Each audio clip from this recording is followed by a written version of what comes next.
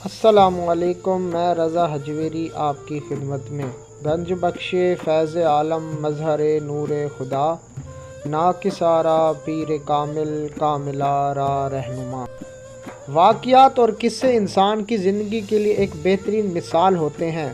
واقعات اور قصے چونکہ ایک عملی کام ہوتے ہیں جو ہو چکے ہوتے ہیں، تو انسان جب یہ اپنی زندگی سے جوڑتا ہے تو اسے بہترین سبق حاصل ہوتا ہے۔ اس لیے اللہ تعالیٰ نے قرآن پاک میں بہت سے قصے بیان کیے ہیں، اور واقعات کا ذکر بھی قرآن پاک کا حصہ ہے، اور کسی قصے کو تو اللہ تعالیٰ نے احسن القصص قرار دیا ہے، یعنی بہترین قصہ۔ آج ہم آپ کو اسی طرح کا ایک بہترین قرآن پاک کی تفسیر میں آیا ہوا قصہ سناتے ہیں۔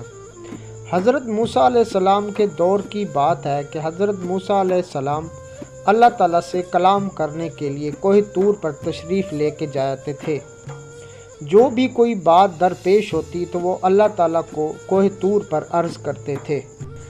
ایک دن حضرت موسیٰ علیہ السلام کوہ طور پر تشریف لے گئے اور اللہ تعالیٰ سے ہم کلام تھے۔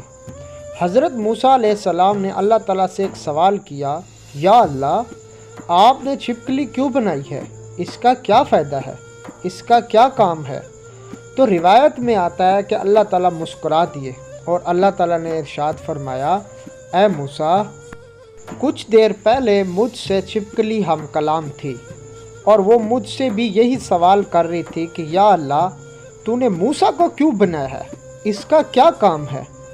حضرات، ہم اپنی زندگی پر غور کریں تو انسانی زندگی بھی اسی کشمکش کا شکار ہے۔ ہم روزانہ اسی قسم کے سوالات کا شکار ہوتے ہیں اور شکایت کرتے رہتے ہیں کہ اللہ نے اس چیز کو کیوں بنایا، فلاں چیز کس کام کی ہے، اور انسان اسی حجاب میں رہتا ہے کہ وہ جو کچھ کرتا ہے، یا اس کا وجود یا اس کا کرنا سب کچھ ہے، وہ اللہ تعالیٰ کی حکمت اور اللہ تعالیٰ کی راہ سے حجاب میں ہوتا ہے۔ اس کو یہ بات سمجھ نہیں لگتی کہ اللہ تعالیٰ نے کائنات میں کسی بھی چیز کو بغیر کسی مقصد کے پیدا نہیں کیا۔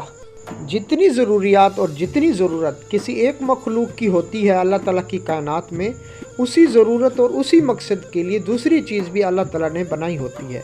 اس لیے سب سے پہلے حضور پاک صلی اللہ علیہ وسلم نے عرب کے لوگوں کو یہ بات بارآور کرائی کہ کسی سفید کو کسی کالے پر اور کسی عربی کو کسی اجمی پر کوئی فوقیت نہیں ہے۔ میں یہ سمجھتا ہوں کہ اگر انسان یہی بات سمجھ لے کہ کائنات میں کوئی چیز اللہ تعالیٰ نے بغیر مقصد کے نہیں ہے، نہ ہی بنائی، تو انسان کی ساری زندگی خوشی میں گزر سکتی ہے۔ انسان کو یہ بات پتہ لگ جائے گی کہ انسان کے پاس جتنی جو چیز بھی میسر ہے، اس کی اہمیت اتنی ہی ہے جتنی کسی اور کے پاس کوئی اور چیز ہے۔ یہ دونوں بے مقصد نہیں، اور دونوں کا بنانے والا بھی ایک ہے، اور دونوں کی ابتدا بھی ایک ہے، اور دونوں کی انتہا بھی ایک ہے۔ دعا کریں کہ اللہ تعالیٰ ہمیں اپنی حکمت کو سمجھنے کی توفیق عطا فرمائے، اور ایک دوسرے کی اہمیت کو بھی سمجھنے کی توفیق عطا فرمائے۔ ویڈیو آپ کو پسند آئی تو چینل کو سبسکرائب کریں، لائک کریں اور شیئر کریں۔